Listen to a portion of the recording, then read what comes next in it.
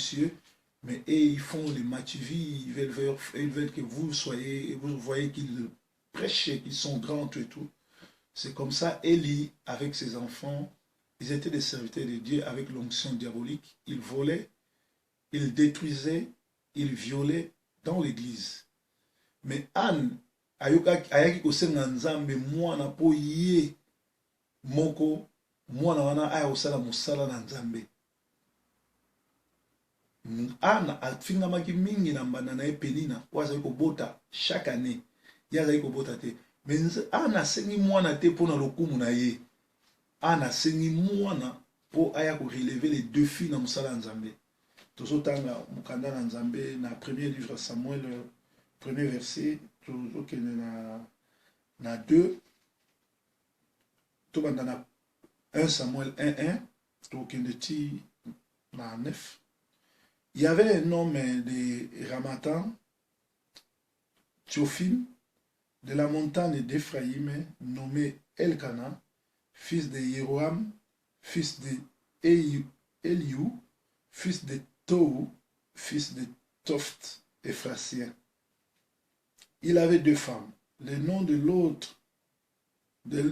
l'un était Anne et le nom de l'autre, de la deuxième, c'était Pénina. Pénina avait des enfants, mais Anne n'avait point d'enfants. Chaque année, cet homme montait dès la ville à Silo pour se prosterner devant l'Éternel des armées et pour lui offrir des sacrifices. Là se trouvaient les 2 fils d'Élie, Ophni et Phiné, sacrificateurs de l'Éternel. Les jours de Elkana offrait son sacrifice, il donnait des parts à sa femme Pénina, ainsi qu'à tous ses fils et toutes ses filles. Mais il donnait à Anne une part double, car il aimait Anne, que l'Éternel avait rendue stérile. Bien aimé, ceux qui nous ont rendu stérile, maintenant zobota, ministère zokola te, yeba ke ozana ba sakoli, yeba ke miracle yali, yeba ke nzamba osala minene, azo teste foi na yo. Ko banga ba grimace Pénina te, ko banga ba mafinga te, matonge te, ba mbokela te, tala nzambe oyo abenga yo azali nzambe atelemaka moto na suka ndenge ayebisaki Job.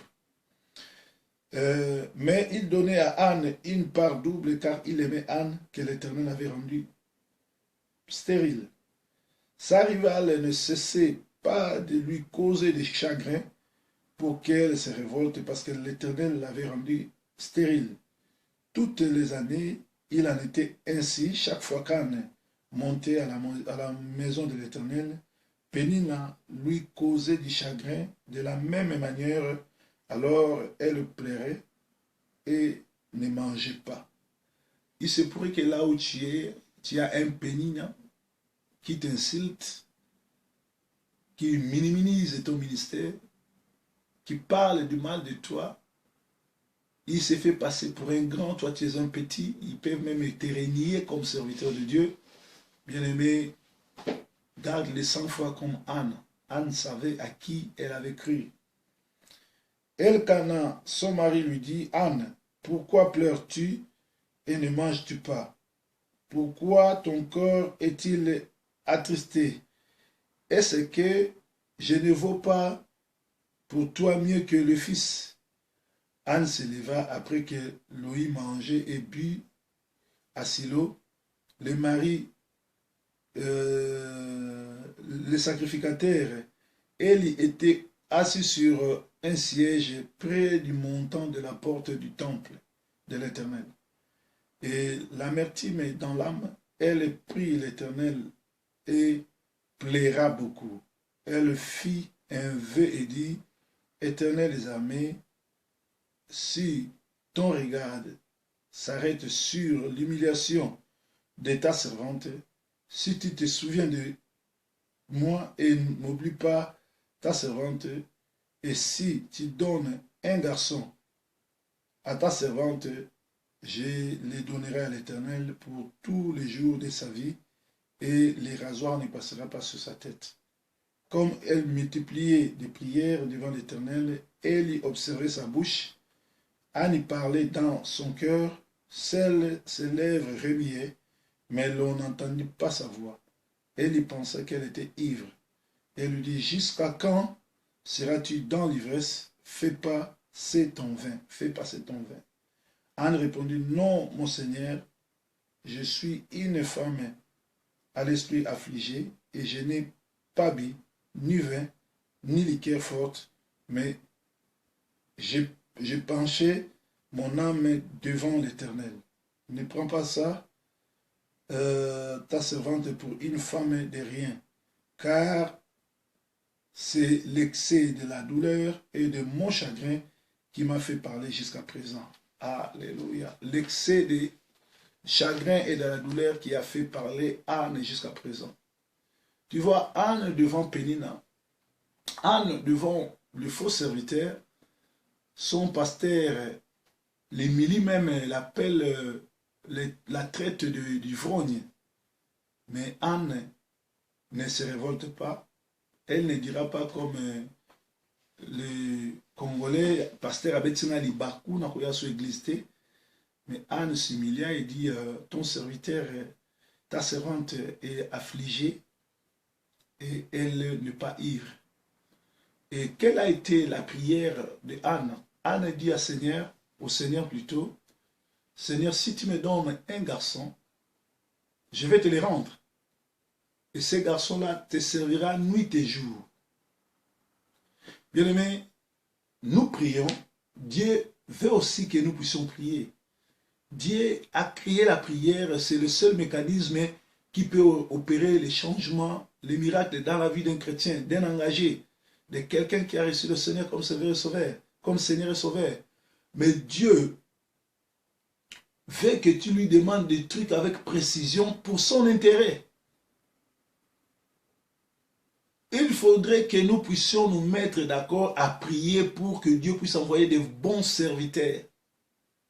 Lui-même, il a dit prier pour que le maître de la moisson puisse envoyer des serviteurs. Vous voyez, Anne était entourée de faux serviteurs, des enfants d'Élie. Même lui-même, lui, il n'avait plus de vision. Et il a traité Anne d'ivre. Mais Anne s'est humiliée. Anne ne s'est pas fâchée. Anne a présenté sa vision, ce qu'elle voulait. Elle voulait un enfant. Et cet enfant-là devait travailler dans la maison de l'Éternel. C'est-à-dire, Anne avait entré dans les soucis de l'Éternel, qui dit demander afin que le maître de la moisson puisse envoyer des moissonneurs. Bien-aimé, quelle est la prière que toi tu pries? Tu multiplies des prières, tu t'apitoies devant Dieu, tu racontes toute ta vie, tu oublies que c'est Dieu qui t'a créé. Dieu dit, quand vous vous mettez à prier, ne multipliez pas de vains mots, parce qu'avant que vous vous mettiez à prier, je connais ce que vous demandez et je vais l'exaucer.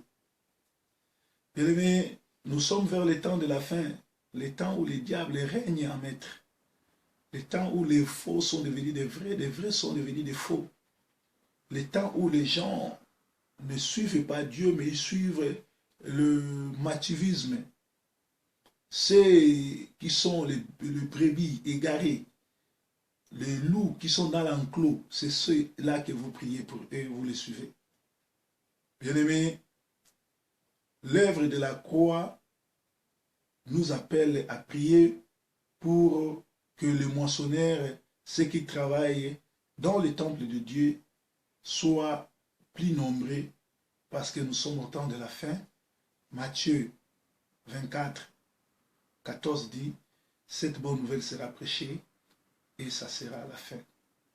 Si nous lisons Zacharie 1, 18, on nous dit dans 4 coins de Jérusalem, il y avait